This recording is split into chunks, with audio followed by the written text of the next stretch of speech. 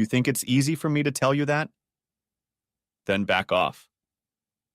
Sorry for the outburst, but I'm still trying to deal with the resentment and anger that doesn't go away even after all this time.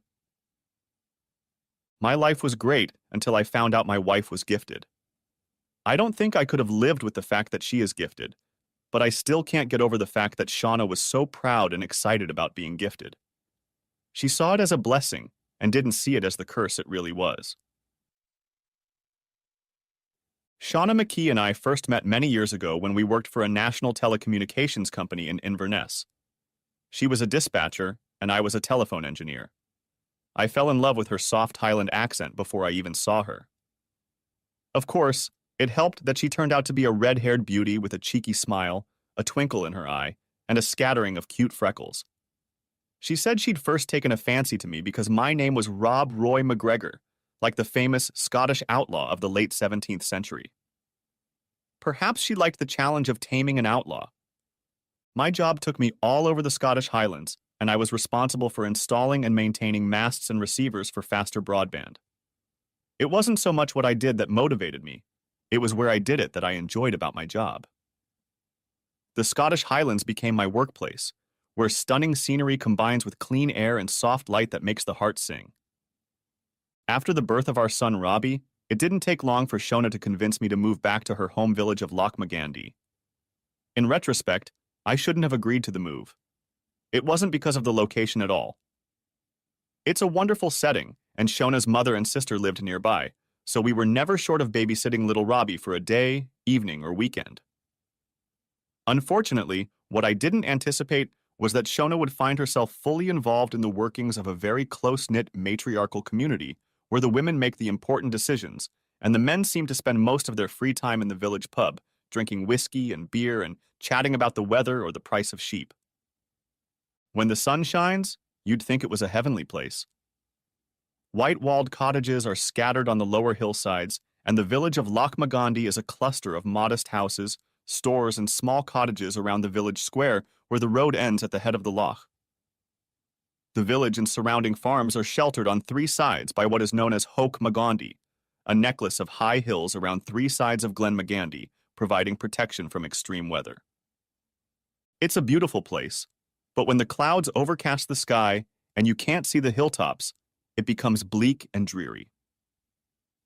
On such gloomy days, it is easy to believe the story that the loch is haunted by the restless spirit of Morag MacDarrell, a young woman who was drowned one summer evening long ago in 1744. The details of what actually happened will never be known for certain, but the story has been passed down through the generations, and it is Morag MacDarrell's legacy that must be the cause of my sadness. By all accounts, Morag was a vibrant young woman and a great beauty. She lived in an era when life was very harsh and cruel. No one knows exactly how old she was when she met her fate, certainly over 18. But the story goes that it was all about her flirting with the local young men. She naively believed that light flirting would help her find a husband.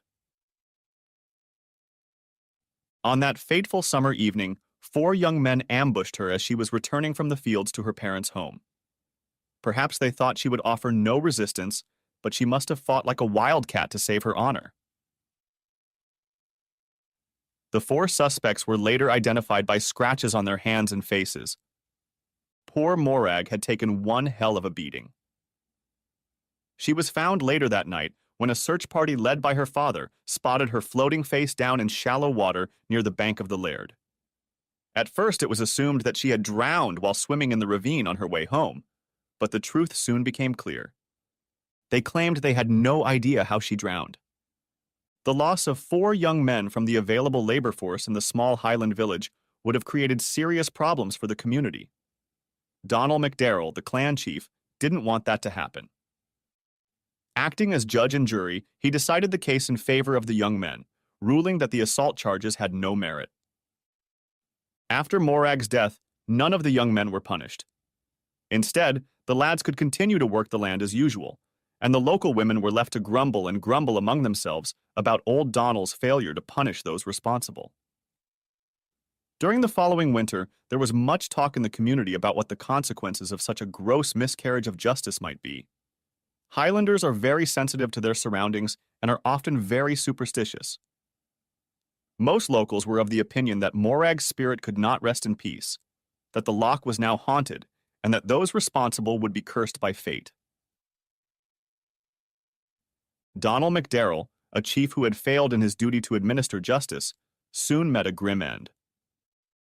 In 1745, he and his MacDerrill kin, including Morag's murderers, joined Bonnie Prince Charlie's army.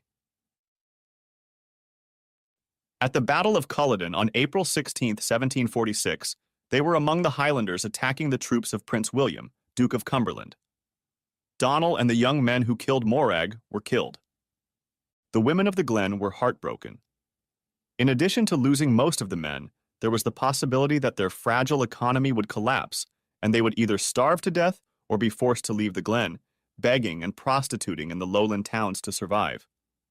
That they overcame all odds and saved their community is a testament to their strong will and determination to survive, on the one hand. On the other hand, it shows their willingness to go to desperate measures. In the absence of the adult men, old MacDerrill's widow took the lead of the clan. She and several women went to Inverness and successfully petitioned for a meeting with Butcher Cumberland and General George Wade. No one knows exactly what happened at this meeting, but the future of Glen Magandy was secured soon after when General Wade made the glen a staging post and supply depot for the British Army. There was only one road in and out of the glen, making it easily defensible, so that would have been a good enough reason for Wade's decision. However, it appears that the women living in the glen had also given their word to General Wade that soldiers temporarily housed in their home would be very welcome. Indeed, so much so that in the late 18th century, the name of the towering mountain range of Hoch Magandy became synonymous with good entertainment. Many Highlanders saw the actions of the women of Glen Magandy as shameful, but others saw it as a positive and practical strategy with no real alternative. Soldiers came and went, and the seeds of community rebuilding were sown, and literally. Unlike other areas of the Highlands that had been dehumanized, Glen Magandy thrived. The women enjoyed the tranquility of the valley and earned enough to support themselves and their families, producing fine hand-woven woolen clothing that quickly became sought after in Edinburgh and London. The new generation of children, including many bastards with mixed Redskin and MacDerrill blood, grew up in a matriarchal society where the chief was passed from eldest daughter to eldest daughter. Mindful of the fate of Morag MacDerrill, the women of the glen also took steps that they felt would eliminate the risk of similar aggression in the future. We had been living in Loch Magandy for about 5 years and were approaching our 7th wedding anniversary when my life took a turn for the worse.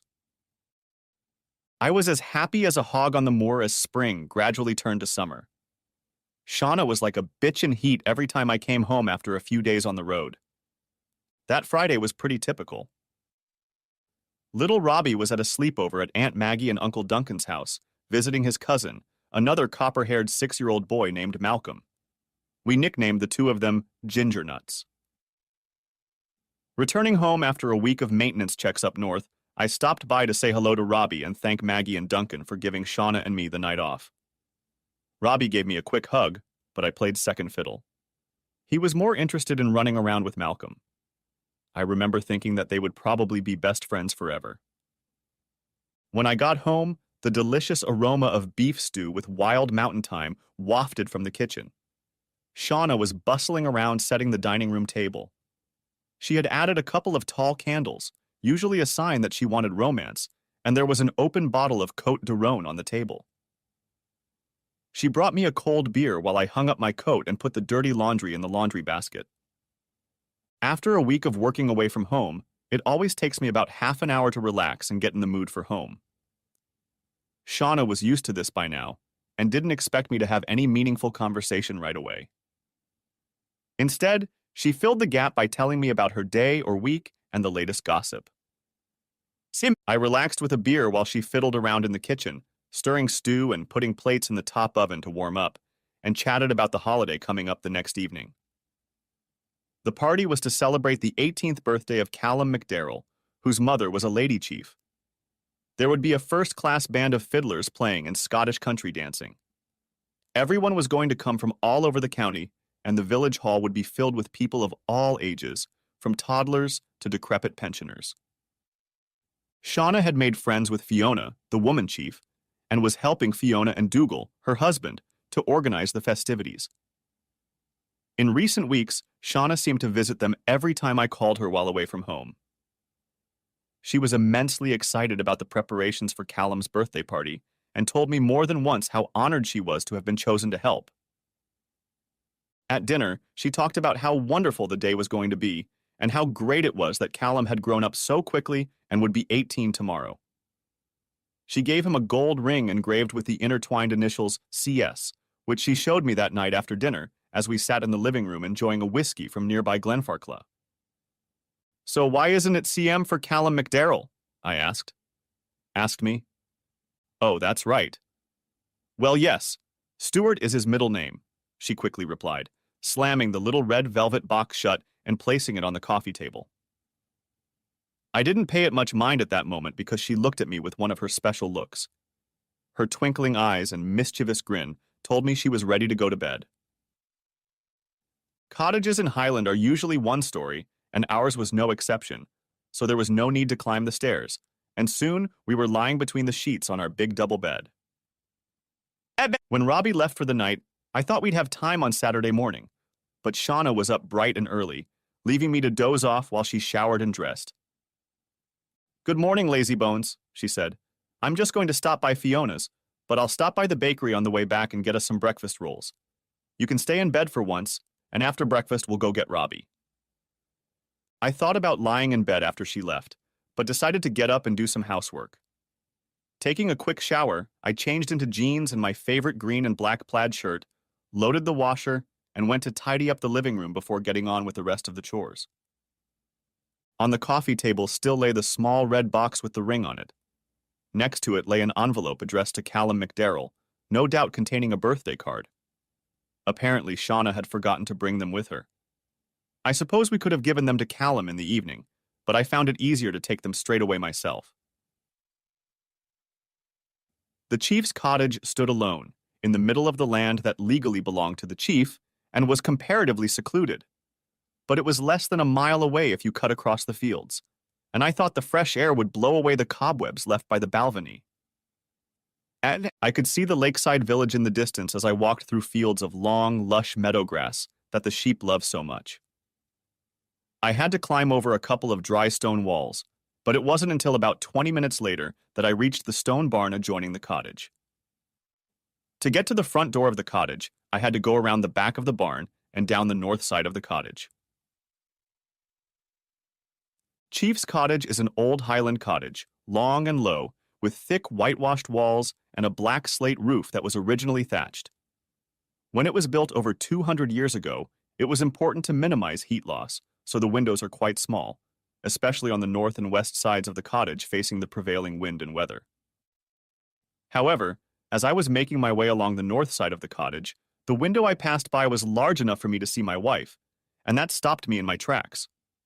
It was obviously the bedroom, and she was lying on a big double bed with some asshole. I don't know how long I stood there like I was mesmerized. It felt like the earth froze. At first I didn't realize who it was, but then I saw it was Callum McDarrell. What the hell? I jerked away from the window and leaned my back against the outside wall of the cottage, almost gasping. I realized I must have stopped breathing normally while the horrific sight unfolded before me. I wouldn't have believed it if I hadn't seen it with my own eyes, and now I felt physically sick. My mind was screaming in protest at the information I had just received, and my body was straining to clear itself. I put my head between my legs and inhaled deeply, trying to regain control of myself. I don't know how long I stood like that. Maybe a couple minutes. I was stunned, but as a maintenance engineer, I was trained to deal with difficult problems. Abrupt reactions aren't my style. I had no idea why Shauna would have fun with Callum, but if I struck right away, others might get hurt. My main concern was little Robbie, and I needed to find out more about what was going on before taking any drastic action. I headed home, keeping the barn and a small grove of pine trees between the chief's house and myself, so I wouldn't be seen, though it was unlikely. My thoughts were jumbled and confused. It seemed obvious that Shauna had planned the whole thing. She was unlucky that I had decided to pass up the opportunity to snuggle in bed and instead deliver the card and gift she had forgotten. I was shocked, confused, and angry. I realized I couldn't deal with Shauna right away, and I needed to get my act together. Back at our house, I put the card and gift for Callum back on the coffee table. In the kitchen, I left a note for Shauna to let her know that I had decided to take advantage of the dry weather and went for a walk around Homagandi. She knew that I like to do this fairly regularly, and that it is standard to take my lunch with me to walk 12 miles in 6 hours around the horseshoe-shaped circle of the 3 highest peaks. For the next few hours, I gave my all to walking the hills, and the magnificent views from these peaks allowed me to calm down a little and begin to recover from the shock of my wife's infidelity. Returning home in the late afternoon, I still wasn't sure what I was going to do. There was no point in crying over spilled milk, but the nature of my relationship with my wife would have to be reevaluated, and I might have to make some tough decisions. One thing I was sure of: I wasn't going to upset the apple carts by having a showdown before the holiday party, because gossip in mountain communities spreads like wildfire. Everyone does their own thing, comparing notes and spreading conjecture, rumors, and lies. In no way did I want the entire nation to meddle in our personal lives. A holiday is a high-risk disclosure event, and the gossipers could feast on random scraps of information, such as a missing husband, an upset wife, or a battered birthday boy. The walk in the hills cleared my thoughts, but I still had a hard time making eye contact with Shauna when I returned after lunch. Fortunately, Robbie proved to be a useful distraction. He sat next to me on the couch and talked about what he'd been doing with his cousin. The highlight was meeting the snails his cousin Malcolm had found in the garden. For a 6-year-old, Robbie was quite knowledgeable about the natural world, and we had an interesting discussion about the difference between snails and slugs. Robbie decided that snails were clever in that they had grown a hard shell so they didn't hurt themselves. Shauna cooked Aberdeen Angus burgers, and we sat down to eat around 6 o'clock, which is as late as Robbie can tolerate. The conversation was about the feast, which would start fairly early to accommodate the younger participants. Robbie and I would put on our red McGregor kilts, and all 3 of us would be there when it started around 7 in the evening. Robbie knew there would be a clown showing tricks to entertain the kids at the start of the evening while the adults had drinks and chatted. We didn't talk about how long we would stay because it depended on Robbie's well-being. Scottish village dances are a wonderful invention, whereby everyone has a chance to dance and socialize with all sorts of people. Other countries around the world have similar or comparable social dance formats, such as circle dancing, barn dancing, or line dancing. In a small place like Lomagandi, almost everyone dances with everyone else, and this evening was no exception. Kylid started with the children trying out the simpler dances, mostly with the help of their parents and grandparents. Robbie's favorite dance was the Dashing White Sergeant, which he learned at school. Together, we formed a family trio, dancing energetically around the hall, forming a 6 on each lap, with the next trio coming our way. Dancing with Robbie, we must have looked like we were doing okay, but I was having a hard time keeping up the facade of a happy family. Despite what she was doing this morning, Shauna showed no signs of worry or anxiety. She was beaming with a smile and accepting compliments about our talented son and how well the 3 of us dance. I kept checking to see if she would find an excuse to go and talk to Callum McDarrell, but other than wishing him a happy birthday and handing him a card and present when we first arrived, she studiously ignored him. Neither I nor anyone else could suspect anything was going on between them, and I began to wonder if this was just a one-time infatuation. As expected, Robbie began to tire as the evening went on. Shauna spent most of the time looking after him while he played with his little friends, including Malcolm. I thought she expected me to take Robbie home so she could have a chance to flirt and dance with Callum, but was surprised to learn that she had arranged for Robbie and Callum to spend the night at our place. Shauna and Maggie drove the 2 boys back to our place around 9:30. Maggie came back to the cafe about half an hour later. She told me that Shauna and her would take turns, and each would sit with the boys for an hour while the other had fun at the party. This meant that Shauna would be back in about an hour when Maggie relieved her of her babysitting duties. I danced with Maggie and some of the other women and tried my best to act normal, whatever that was. The music got in the way of conversation, but that was fine with me, and I ended up standing on the edge of the crowd, sipping a beer and listening to a group of fiddlers playing various rills, strathspies, and jigs. While I was generally looking in the direction of the band, I was also watching for any sign that someone knew my wife was being entertained behind my back. Really, I couldn't be sure of that. A couple times it occurred to me that some women might know something. One or two looked in my direction, but I figured they were just checking me out. Callum McDarrell had done his share of dancing. His grandmothers, aunts, and his mother's friends took turns on the dance floor with the birthday boy. The men took turns buying him a beer when the women gave him a timeout. No doubt he was well-mannered and popular, and under other circumstances, I wouldn't have failed to buy him a drink. But there was no such opportunity now. While waiting to order a beer at the bar, I happened to be sitting next to Callum's father, Dougal. I didn't know if he knew about Callum and Sean, but here was an opportunity to reveal a small part of the mystery. "You must be a proud father, Dougal," I said, smiling at him. "Yes, I suppose I am," he replied. "Tell me, is Callum named after your grandfather, or anyone else in the family?" I asked. "Yes, Callum is his maternal grandfather." "Then his middle name would be Dougal, after you?" "No, it's Hector, after his paternal grandfather," said Dougal. "How interesting," I replied. "Are these kind gentlemen with us today?" "Perhaps in spirit," he replied. "They both live far from here. Grandpa Callum emigrated to Canada many years ago, and Grandpa Hector lives with my sister and her family in Australia. It's a shame they lack a good sealet, but it can't be helped," I said, ending our brief conversation and paying for my beer. Dougal had unwittingly provided me with evidence that Shona and Callum's morning session had hardly been a spontaneous one, arising in the blink of an eye. Undoubtedly, the C on the gold ring stood for Callum, but it was safe to say that the Esh stood for Shauna. In my opinion, the intertwined letters could very well stand for cuckold whore. My mood was not improved when my wife reappeared a little after 11 o'clock. After looking around the hall, she gave me a brief wave and then headed straight for Callum McDarrell. Was this really the moment they had been waiting for all evening? At first glance, all she did was take her turn to dance with the birthday boy, but it seemed to me that the broad smiles of anticipation on their faces were impossible to mistake. He accepted her invitation without hesitation, and soon they were twirling around the dance floor in each other's arms.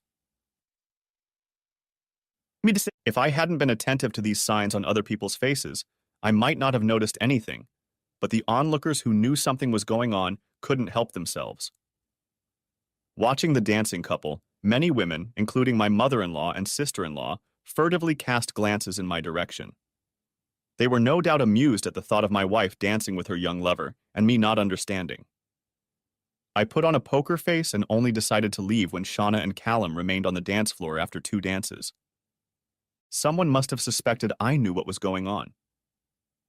As I stood outside in the dark, trying to chase away the thought that half of Lochmagundi seemed to know that I had become a cuckold, Dougal came up behind me.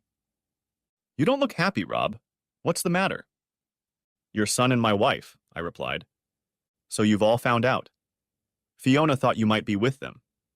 Please don't make a scene tonight. Fiona would like to be able to talk to you tomorrow morning about what is going on. Tell Shauna you have a bit of a headache, and then come and join us when she takes little Robbie to church. It's really important for you to hear what Fiona has to say. May I tell her you'll be there?" He looked at me anxiously as I considered what to say. "To be honest, I'm not sure it would do much good, Dougal, but I suppose I can wait until then. I'm not going to make a scene, as you put it. Just keep your son away from my wife. I have no idea how many people know about them, but it would be better if they didn't spend the rest of the evening in each other's arms on the dance floor. This is just pouring salt on my wounds, and I'm not sure I have the patience to take it." "Thanks, Rob. I'll get Fiona to talk to Callum quietly." I waited 5 minutes before returning to the club. Shona was now dancing with her brother-in-law Duncan. Callum was dancing with his older sister Heather, a 22-year-old black-haired beauty who was next in line to become chief and was studying accounting and finance at the University of Inverness. When the dance was over, Shauna came over to me and gave me a big hug and kiss. She was still radiating happiness and clearly had no idea that I knew about her affair with Callum. We ended the evening with a dance and then walked hand in hand up the hill to our cottage. I tried to act like everything was normal, and it helped that Shauna kept going on and on about what a success the party had been, who had been there, and how they all said they'd really enjoyed it, and the band had been amazing, and so on. I bit my tongue and just interspersed her conversation with random lines like, yeah, or right. Maggie was happy to see us and agreed that Shauna and I would take both boys to church in the morning, and Malcolm would meet Mom and Dad there. Shauna checked to make sure the boys were okay, then went straight to bed and seemed to fall asleep before I had finished in the bathroom.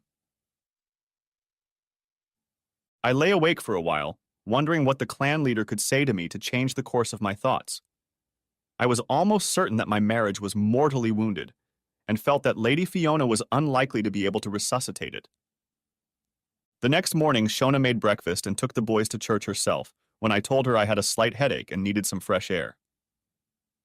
As the devout residents of Lochmagondi entered the village kirk that Saturday morning, I repeated the journey to heartbreak I had made 24 hours earlier. Soon, I was outside the chief's cottage. Fiona opened the door when I knocked. "Thanks for coming, Rob," she said, as she let me into the living room. "The others are at church, so we won't be disturbed. I'll boil the kettle and make us each a cup of tea unless you'd prefer whiskey." I didn't care for a cup of tea, but to refuse would have been extremely rude, and I expected our conversation to be difficult as it was, if not off to a bad start. Fiona brought the tea and we settled opposite each other in the two padded armchairs by the fireplace. I didn't know what Fiona wanted to say to me and waited for her to speak. "First of all, I'm sorry to hear about Sean and Callum," she said. There was a note of concern in her voice. "May I ask how it happened? Did someone tell you?" I tried to keep my cool, especially in the presence of little Robbie and Malcolm, but my anger must have been obvious to Fiona. "It doesn't matter how I found out, Fiona," I said. "No one has told me, although it seems that many people know that your son has been entertaining my wife." "Rob, that's not all," she replied. "It's a long story, and I need you to listen to what I'm about to tell you. I'll do my best to answer any questions you have. The only thing I want to ask of you is that you promise to listen to me before you make any decisions. Can you do that?" "All right, Fiona. You can speak up, but I don't think it will make any difference." "Thank you, Rob.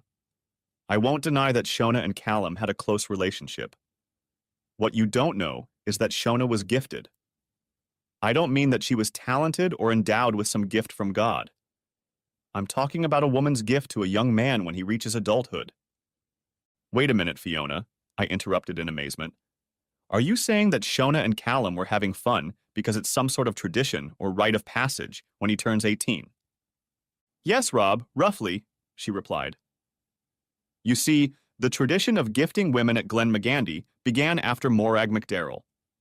Everyone knows Morag's story, and everyone knows that after 1745, the women of Glenmagandy took over the running of the valley. These women did everything they could to rebuild the community and ensure the Glen prospered. Yes, they welcomed soldiers in red uniforms into their beds, but what most people don't know is that they also made sure that the young women of the Glen were never again at risk of being killed by chauvinistic young men." "Let me get this straight, Fiona. Are you saying that it wasn't enough for the old whores to just have fun with the soldiers? They decided to entertain the local youth as well?" "Rob, you're deliberately misrepresenting what I'm trying to tell you. It wasn't like that at all. The women who were originally gifted were maidens or widows of men who died in the war.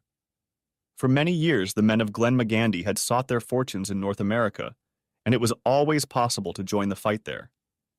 They fought against the French, against the Native American Indians, against Santa Anna and its Mexicans. They fought each other in the bloodiest battles of the American Civil War. In between, they joined the gold rush in California, but there were hardly any women with them. The 20th century brought more terrible wars that demanded Glenn's men. The Boer War in South Africa was followed by World War I, the Spanish Civil War, World War II, and the Korean War in the 50s. For over 2 centuries, there was no shortage of unmarried women to bestow. So if it's unmarried women who participate in this tradition, how the hell did Shauna end up being gifted? I asked. All Glen women are expected to honor the tradition and be willing to be gifted. These days we're lucky that our men aren't dying in wars, but that means there are few widows and single women in our community. Instead, the gifted women are those whose husbands are often away from home. These men may be working on oil rigs in the North Sea for weeks at a time, or simply be in Glasgow or Edinburgh Monday to Friday. The important thing is that a gifted woman can be available and yet not interfere with home life. Sounds to me like the whole thing is just an excuse for older women to enjoy illicit trysts with young lads, I told her. That's not true at all, she replied. So you're speaking from experience, Fiona? Have you ever been gifted? I asked. I don't really have to answer that question, but I want to reassure you, Rob. The answer is yes, but that was years ago, and I won't tell you any more than that.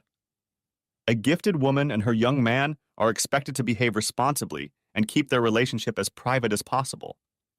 Perhaps Shauna and Callum should have shown a little more restraint last night. So you're saying that Shauna stated that she was ready, willing, and able to entertain Callum, but they should have been a little more discreet? Rob, it's not just that. Gifts are given with care and tenderness. Courtship lasts for 3 months until the young man's 18th birthday. During this period, the couple meet as often as possible and get to know each other, spending time together, talking about everything that is important in life and the young person's plans for the future. There is no contact during the courtship period, although at most, the couple may hold hands and kissing is also allowed. I couldn't believe what I was hearing. No wonder my wife had been such a frequent guest at Fiona's cottage over the past few months. She'd been seeing Callum. But it's worse than that, I said. You're telling me it's a full-blown affair. The only salvation would be that it was some spontaneous, unforeseen event, some one-off mistake. Fiona paused, as if contemplating what to say next. I know, Rob. It must be hard for you to understand what's going on, but the relationship between Shauna and Callum isn't really an affair, and it poses no real threat to your marriage. Callum needs to learn how to deal with women and relationships, and Shauna is a wonderful person who has taken it upon herself to help him do that. Of course, we were all hoping you wouldn't find out that Shauna was gifted, but you should realize that gifting women is a long tradition in our society. It is widely supported, and gifted women are held in high esteem. That may be true, I replied, but who caused it? Who is the matchmaker? Who decides which woman is to be gifted? A young man may express a preference for one woman or another, but the final decision rests with the clan chief, she said, looking me straight in the eye. It is always a carefully considered decision, and neither the woman nor the young man is forced into a relationship. Then let me guess, I replied, trying to keep my cool. Callum told you he wanted to entertain my wife. You asked her and she agreed.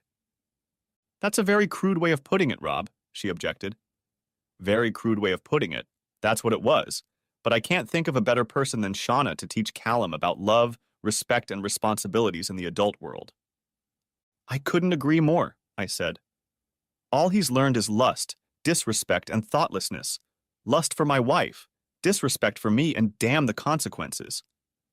What about the risk of pregnancy? It seems a high price to pay for a few moments of pleasure. It's up to the gifted couple to decide whether or not to take precautions. Strictly speaking, it is part of the tradition that the woman is gifted unconditionally. Many children in the Glen owe their existence to the gift of their mothers, often in circumstances where the women would not otherwise have been blessed with offspring. For hundreds of years, these children have helped to populate this part of the Highlands. For example, after the First and Second World Wars, giftedness gave some women children they otherwise would not have had because their husbands died in those wars. So, Fiona, besides the occasional unlucky bastard child, there must be other consequences to women gifted by young men? Not really. There's only been one or two minor problems, but overall it's a very positive experience. Sometimes we intervene if it looks like there might be a problem.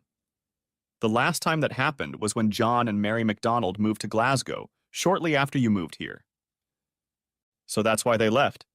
She was obviously very upset about leaving, and he couldn't wait to get away. Yes, I'm afraid she got too emotionally involved with the young man she was gifted with.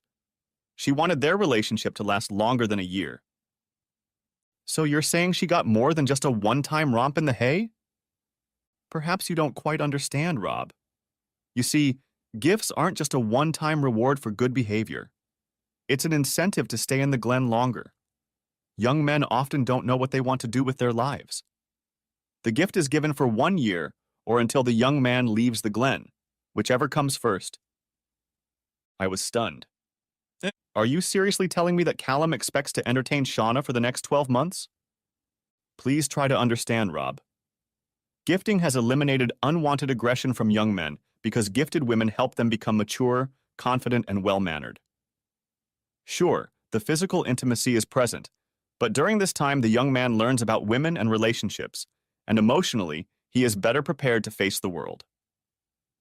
That sounds good to you, Fiona, but do you really think I'm just going to stand by and let Callum entertain Sean? A herd of pigs will blow the nest on your roof before I let that happen. Look, Rob, I know you're upset, but try to understand that this is part of Shauna's legacy.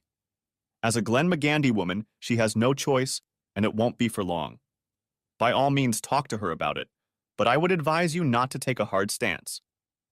An ultimatum is rarely a good negotiating strategy. It looked like our conversation had come to an end, so I stood up. I have to go now, Fiona. I've listened to everything you've said and tried to understand, but as far as I can see, not much has changed. If anything, the situation is getting worse, but thanks anyway for the tea and conversation. Fiona walked me to the front door. Don't do anything rash, Rob, and remember you can always come and talk to me. I wondered if Fiona would alert Shauna that I was aware of what was happening. I would have preferred the benefit of complete surprise, but only because I wanted to get an unprepared and unvarnished reaction from Shauna. When Robbie and Shauna returned from church, I couldn't tell for sure if she knew I was watching her, but she looked a little mangled. Bacon rolls for Sunday lunch in the kitchen were one of Robbie's favorite things to do, and we were constantly making sure his enthusiasm didn't lead to any major spills. Although he was young enough to help himself, he hadn't quite mastered portion control yet, especially with tomato ketchup. After lunch, I set Robbie up in the living room. He enjoyed playing with his collection of toy cars, and then returned to the kitchen to join Shauna. She watched me closely as I sat down at the kitchen table again, so I guess she knew what was in store for me. I wasn't going to beat around the bush. Looking directly at her, I told her, "I know about you and Callum." She sighed. "I know you know," she replied. "Why did you do that, Shauna?" I asked. "Because I'm a Glen McGandy woman, Rob," she replied. "You can take the woman out of the Glen, but you can't take the Glen out of the woman. It is my duty and my destiny to carry on our legacy. We can't just scrap over 2.5 centuries of tradition that has been passed down through generations of women and protected the foundations of our society." "But haven't you thought about what will happen to us?" "Of course I've thought about it. I'm sorry you're upset, but you know I love you, just as I know you love me. You have to realize that what I'm doing doesn't threaten what you and I have." "I don't see how you can say that," I replied. "I have a hard time understanding your reasoning, Shauna. You have committed adultery, and our marriage is in grave danger." "Please don't look at it that way, Rob. I hope we can make things right, and you'll see that our marriage is stronger than ever. I knew you'd find out what's wrong, but I didn't think it would be so soon, so maybe I didn't prepare for this conversation as well as I should have. The thing is, I'm not having an affair with Callum because he's not in love with me, and I'm not in love with him. If you think about it, all I do is reward him for good behavior and teach him life skills. What happens won't affect you and me in any way." "How do you figure that?" I asked. "Nothing will really change. I'll always be with you whenever you come. I can take care of Callum when you're not home, and you won't see him when you come back. You don't see Callum much at all. On weekends, he's usually away with friends, going to a soccer match in Inverness or some music festival. That's not going to change. But you're asking me to share you with Callum. I don't think so, Rob. You'll get all the love and affection I've always given you, but I'm 32 years old and I've got plenty of room to spare. I'm not taking anything away from you to give to Callum. What he gets will just be extra that I can provide. I guess we'll have to agree on that. I know I don't own you, but you are my wife and I am your husband.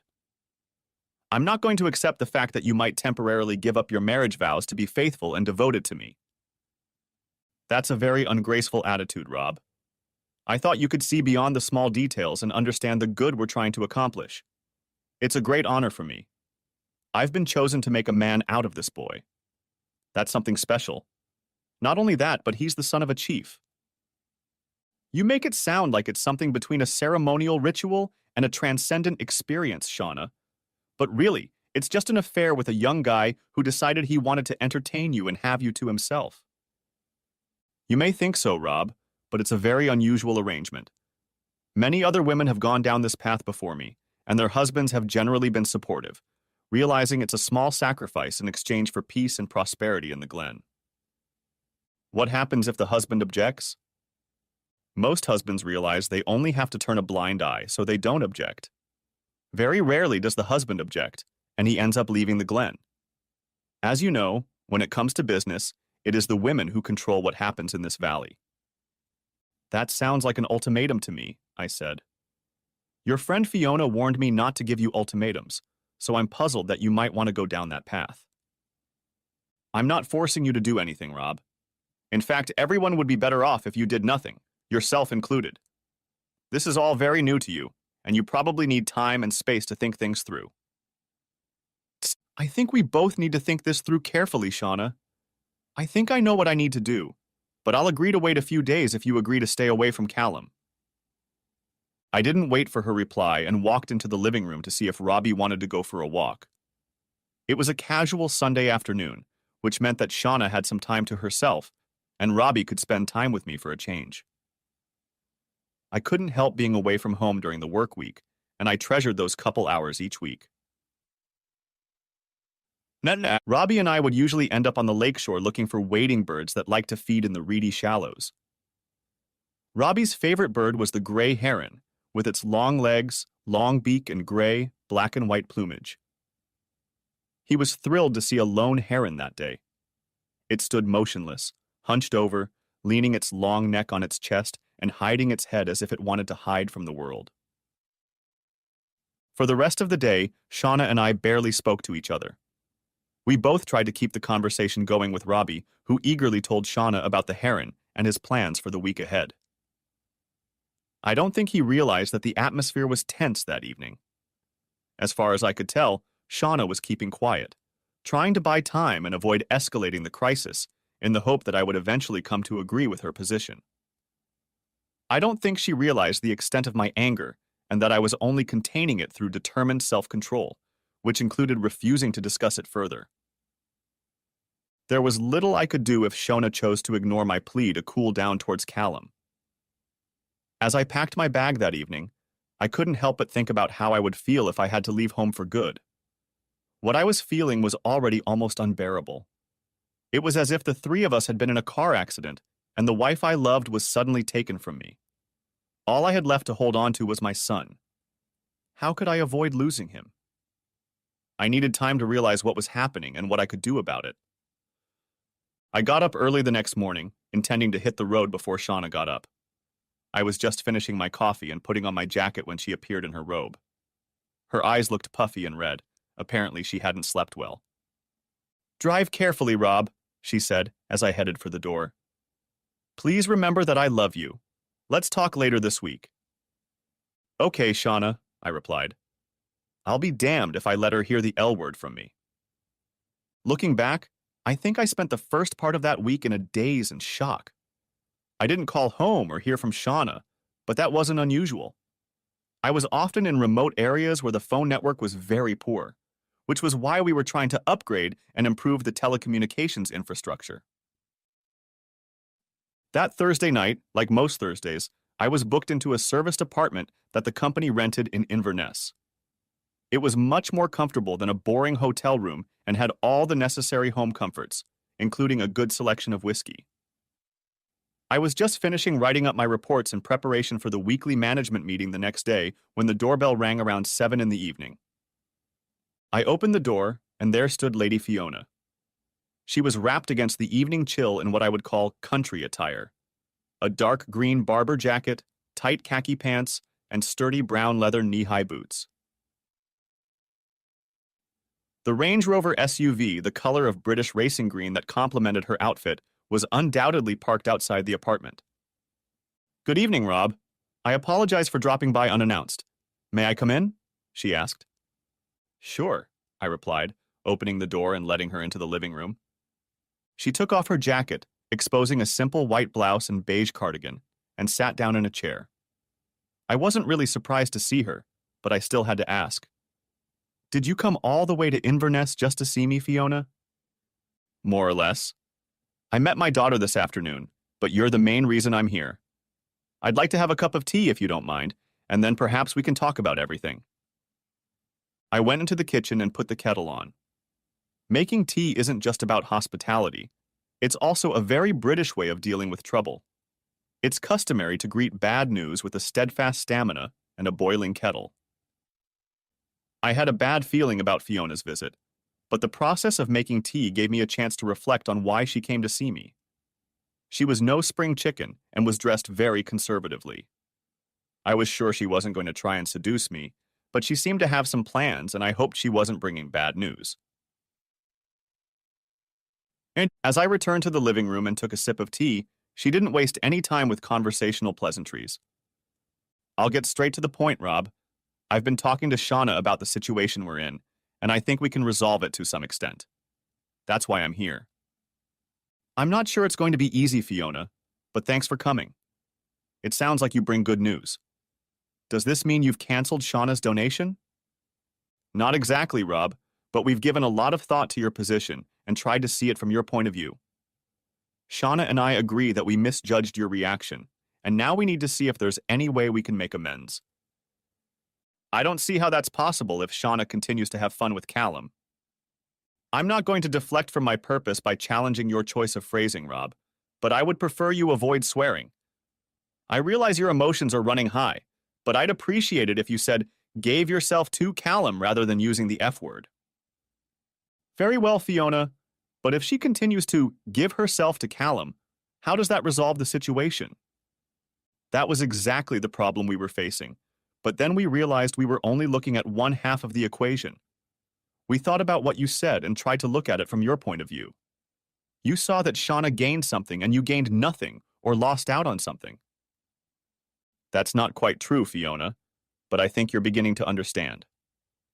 Thanks, Rob. I hope you like the solution we've come up with. And what would that be, Fiona? Heather. Heather? Yes, Rob. My daughter, Heather. She lives here and can take care of your needs in Inverness, while Shauna takes care of her brother in Glenmagandy. I looked at her in amazement. Are you serious? Absolutely. She thinks you're a great guy and will be happy to help. In fact, I think she really likes the idea. I was stunned. Up until that point, I'd thought there was at least a glimmer of hope that Fiona would tell me they'd decided to cancel Shauna's gift. Instead, she shoved her own daughter at me in an attempt to make things right. Fiona knew she'd caught me off guard and waited to see if I was interested, tilting her head slightly to the side and raising an eyebrow expectantly. At the same moment, the confusion dissipated, and the depression and sadness I'd been feeling for the past few days was replaced by an icy anger. In those brief moments of revelation, I realized that I had lost my wife and my marriage was beyond saving. But I also knew without a doubt that at some point I would settle the score with my betrayers. I wasn't quite sure how I would do it, but I wasn't about to let them know what I was thinking. It's a hell of an offer, Fiona, I told her. If I understand you correctly, what you're saying is that no matter what happens, Shauna will give herself to Callum, but you're offering to balance that equation by offering me Heather. She looked at me and nodded. That's about right, Rob. Okay, Fiona. I don't know what to say right now. I need to think it over, and I'll talk to Shauna this weekend. We'll see what we do next. Good, Rob. I think that's what we were hoping for. Thanks for the tea, she said, rising to her feet. I'll be staying at Heather's apartment tonight. She handed me a small piece of paper. Here's her phone number, she said. I'll tell her you can reach me. Driving back to Glen McGandy on Friday evening, I was still thinking about what to do. In the short term, I needed to verify and confirm that Shauna would continue to have fun with Callum, no matter what I said or did. If my wife wanted to have a relationship with someone else, then I would not have a relationship with her, although the possibility may not have crossed her mind. I also had to decide whether or not to accept Heather McDarrell's offer as some sort of consolation prize. After that, I could decide what to do to keep myself safe in the medium to long term. When I got home, Shauna was worked up. I think she was grateful to Robbie for monopolizing me for an hour or so before heading to bed. Meanwhile, she was trying her best to repeat the wonderful evening we had enjoyed exactly a week ago. She brought me a cold beer while Robbie chatted, and then got busy in the kitchen making ragu bolognese. When Robbie was put to bed, Shauna opened a bottle of Barbera d'Asti, and we sat down to eat. I guessed what we were going to talk about, but left it to Shauna to start the conversation herself. Fiona said she spoke to you last night. What do you think of the solution we came up with? She asked. It's not what I wanted, I replied. Did you go out with Callum while I was away this week? She looked away, avoiding my gaze. I'm sorry, Rob.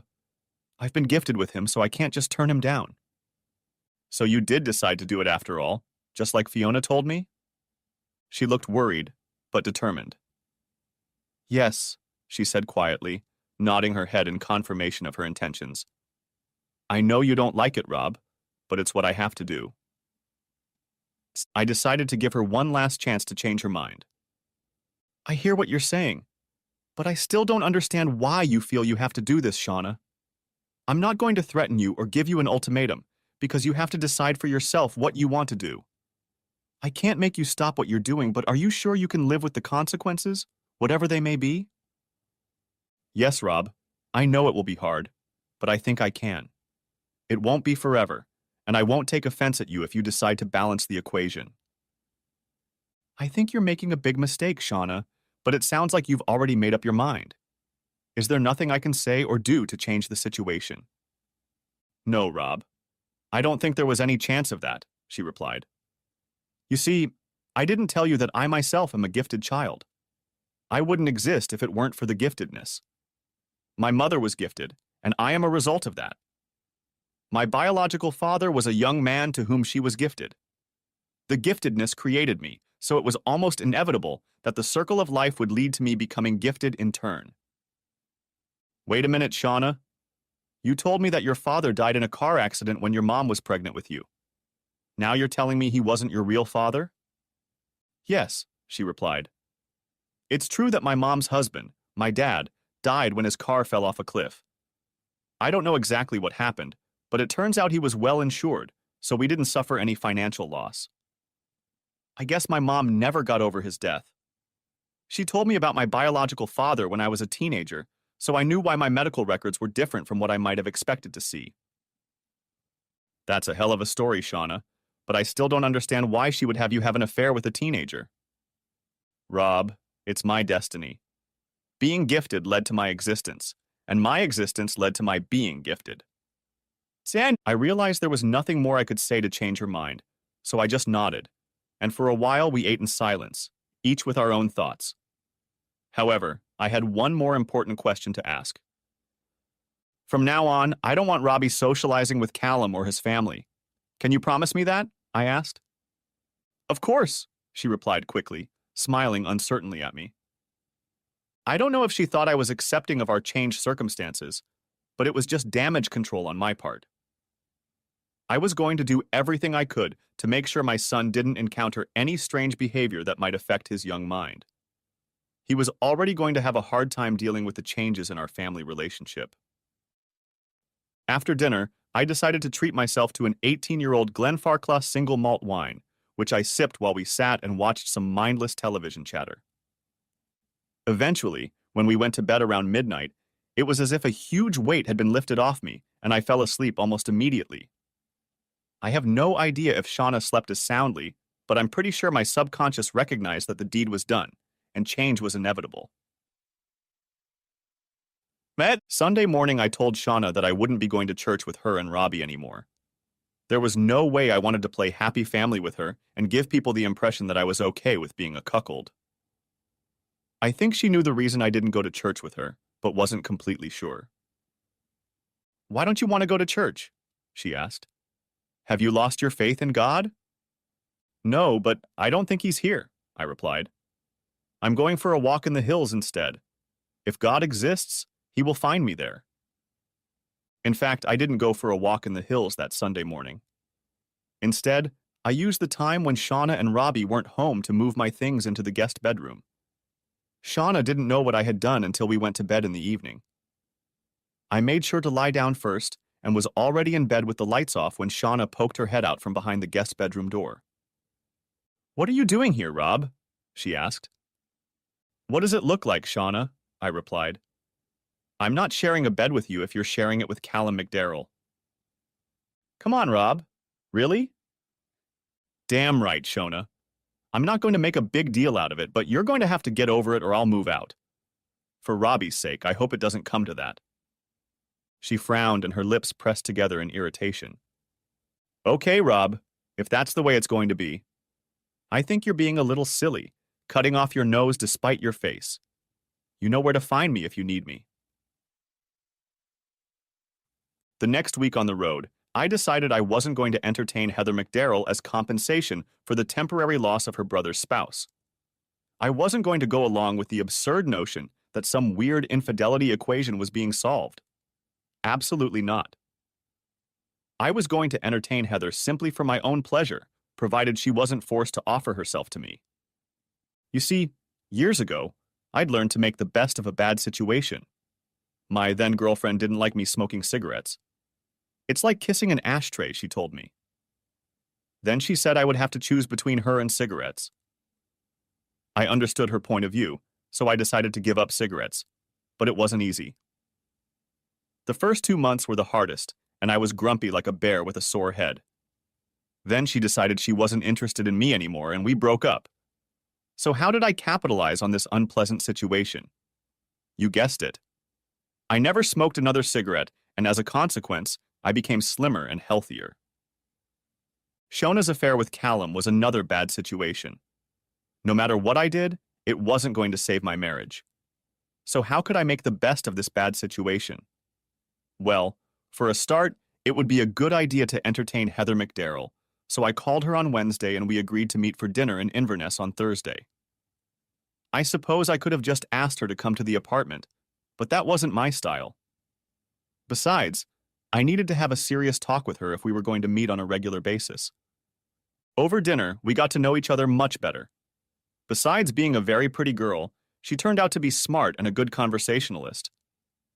She was starting her final year of university in September, and her studies were taking up a lot of her time. In the meantime, she had a summer job with a well-known firm of chartered accountants in Inverness.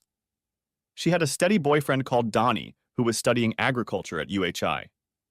He worked on a farm during the summer vacation, and they only met at weekends, so she could be my friend with benefits when I stayed in Inverness during the week.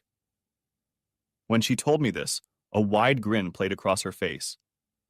I felt a little sorry for Donnie, but she said they weren't exclusive. I was willing to bet he thought otherwise. Her mother didn't force Heather's hand, and I took her back to the apartment that Thursday night. I hadn't had anyone but Shauna for the better part of 8 years, and I'd forgotten the sheer pleasure of getting to know a new partner. She jumped at the chance to have a short, no-commitment relationship with a reliable older man, which is exactly how her mother had described me. That Friday, I took that Friday off from work to consult with an attorney so that I would be well prepared for what might happen as a result of the actions I planned to take. As summer gradually turned to fall, things got worse and better. My relationship with Shauna had changed. Although she was still giving herself to Callum McDarrell, I did not dislike her. I did all the same household chores as before, but I showed no particular affection for my wife when we were together and avoided socializing with her relatives or friends. Instead, I focused on socializing with young Robbie, even if it was just the three of us. For example, if we were walking somewhere, I was happy to hold hands with Robbie, but not with her. Nevertheless, we still had a good time together on weekends, taking Robbie on picnics in the hills or driving to the coast to buy fresh lobsters or crabs at the little fishing port. I'm sure Shauna understood why I was estranged from her, but perhaps she thought it was temporary. We seemed to have reached an unspoken agreement that we would not discuss anything related to her affair or the state of our marriage. That was fine with me because I knew what I was going to do and didn't want to make my intentions known too soon. Meanwhile, my personal life with Heather McDarrell was becoming more and more interesting. We met every Thursday when I had to stay late in Inverness. She would come to the apartment and cook dinner before staying the night.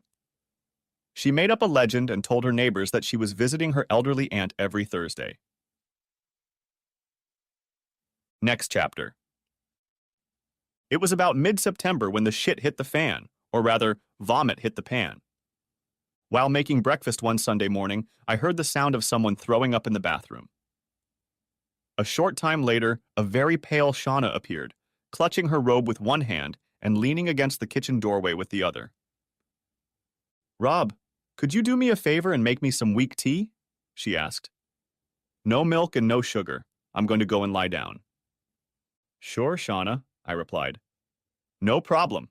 By the way, how far along are you?" Her shoulders slumped and she sighed. "I don't know," she said. "Let's talk later." She turned to leave and I put the kettle on. As far as I knew, Shauna had spent most of that Sunday in bed. The weather was gorgeous, so Robbie and I took my car and went on a little expedition to admire the beautiful fall leaves on the trees in the surrounding area. We stayed at a nice country inn for Sunday lunch and ended up coming home late in the afternoon. Robbie collected some fall leaves to show them to his mother, who was sitting in the living room dressed in sweatpants and a shapeless pullover. I cooked dinner while Robbie chatted with Shauna, who struggled to keep the conversation going while he enthusiastically explained to her how the leaves of deciduous trees change color after summer ends. I was very proud that he had memorized everything he had learned from me, even the fact that in some other countries they call autumn fall because the leaves fall off the trees.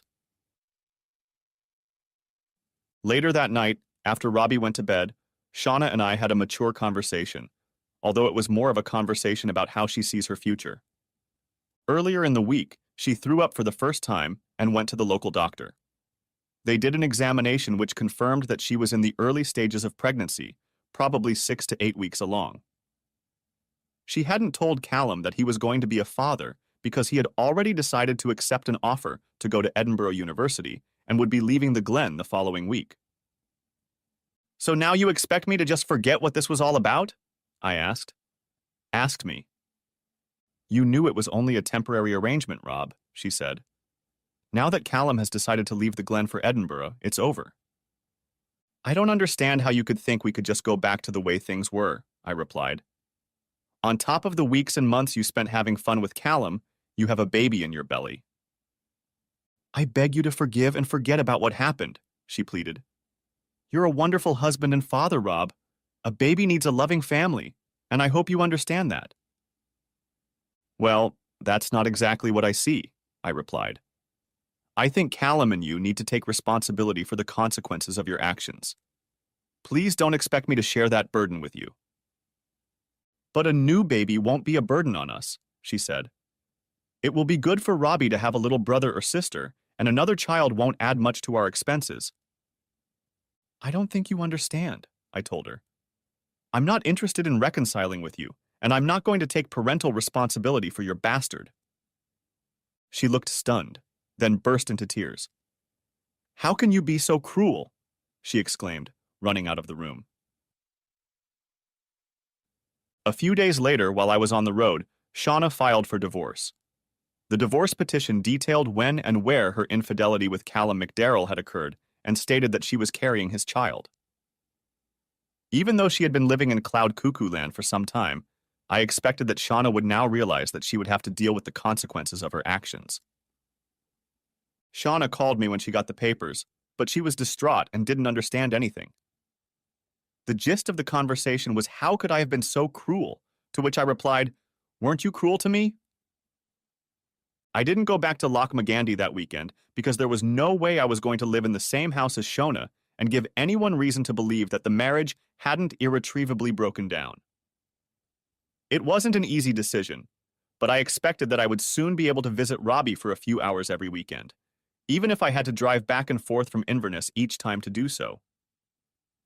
The same day that Shauna received the summons, I called Heather McDarrell and informed her that Shauna and I were getting a divorce and I was ending our friendship.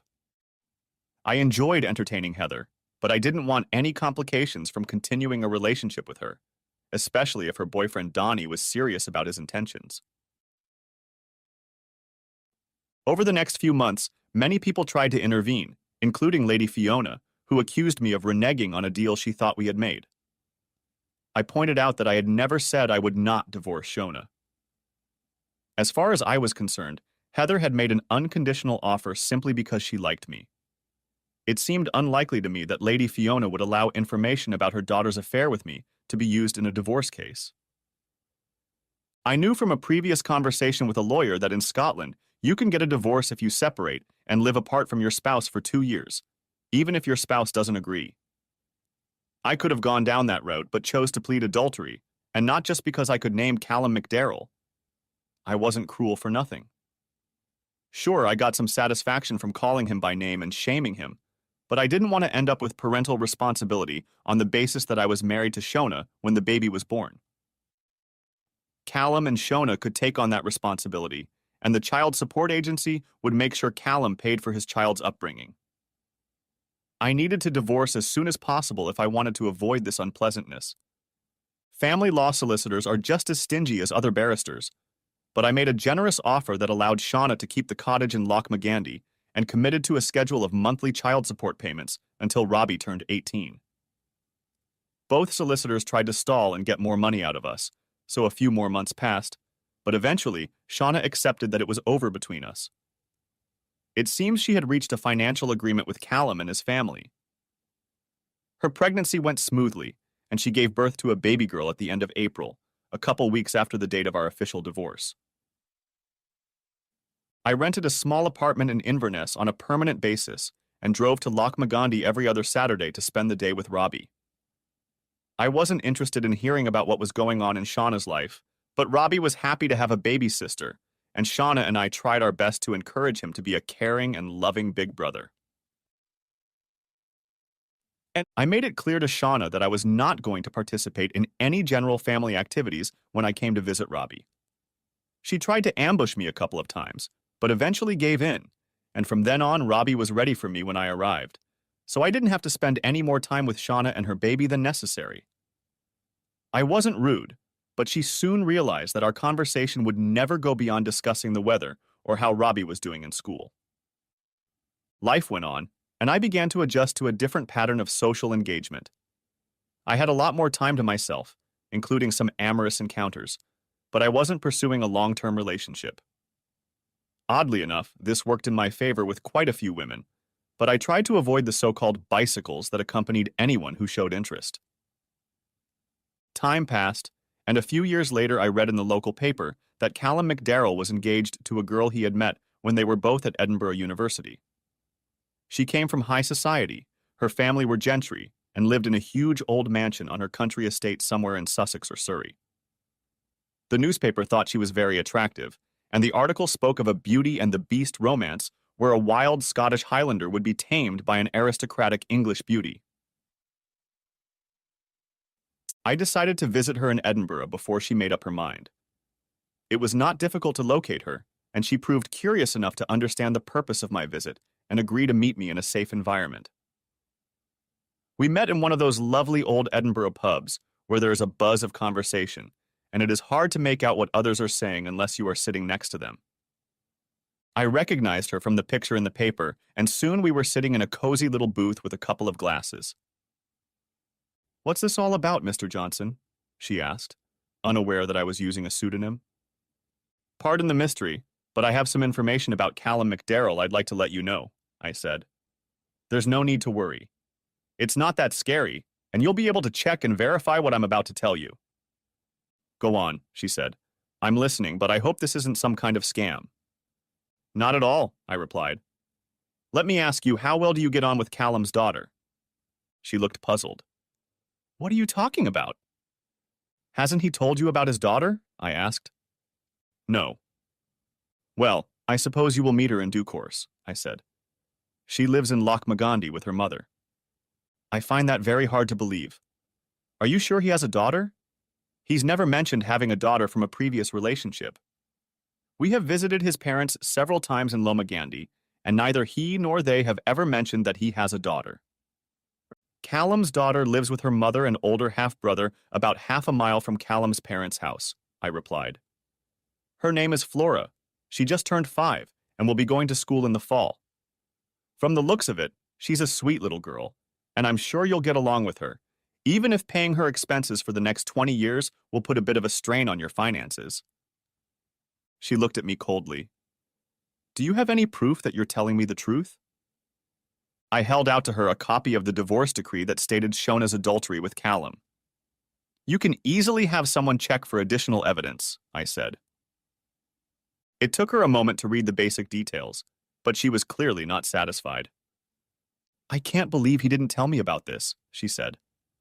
We were supposed to be married, and now you're telling me he has a daughter from a previous relationship with a single mom who lives practically on his doorstep. Look, I'm sorry if this is news to you, I said. This information is practically public knowledge, so I'm sure you could have found out without my interference. For all I know, he was probably going to tell you about it before the wedding.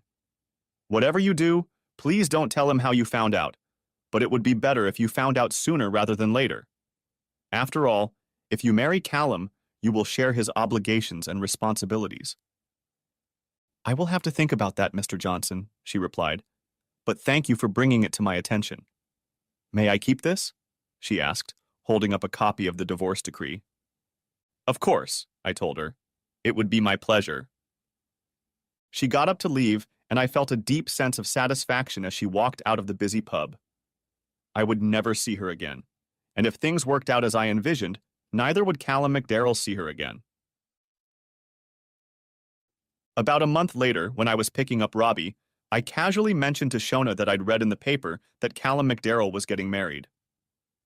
Yes, he was going to, she said, looking at me suspiciously. But someone told his fiancée about Flora and she called it off. I hope it wasn't you, Rob. Me? I replied. Why would I do something like that? Later that year, I had another interesting conversation with a stranger in a pub.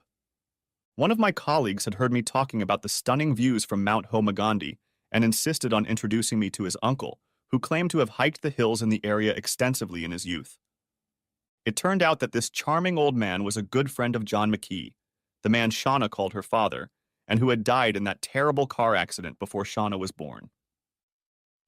He was stunned to learn that I was married to Shauna and asked why we were divorced. I told him the short version that she had an affair and got pregnant by another man.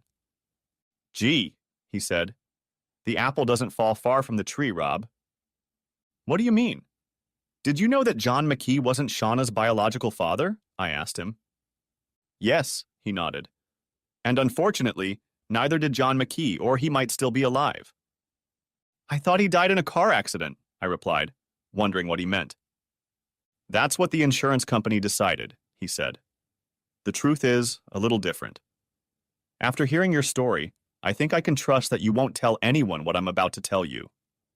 John came to me because he had just found out that his wife was having an affair. I tried to comfort him, but he was completely devastated. I didn't tell anyone about what he told me, and his wife never found out because John drove his car over a cliff on the way home that day.